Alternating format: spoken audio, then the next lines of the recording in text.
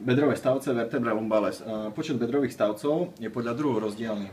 U psov je to 7, u ošípaných môže ich byť 6 a 7 a ostatných druhov zvierat je ich 6.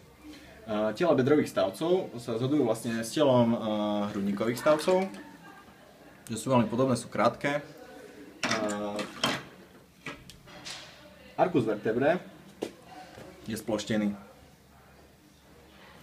Nejak pekný okrúhly, ako dajme tomu pri treťom krčnom stavci. Extremitas cranialis a extremitas caudalis sú plochšie ako u ostatných stavcov. Processus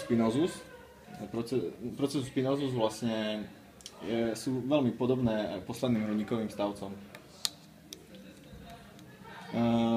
Bedrové stavce sú charakteristické svojimi bočnými výbežkami processus costales, ktoré sú vlastne dorzoventrálne sploštené.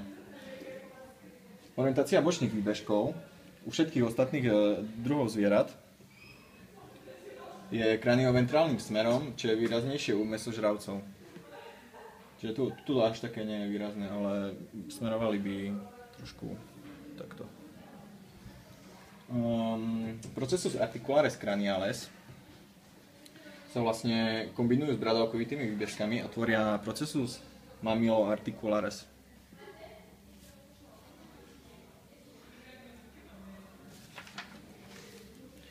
A u ošípaného psa sú na všetkých bedrových stavcov vytvorené processus accessorium.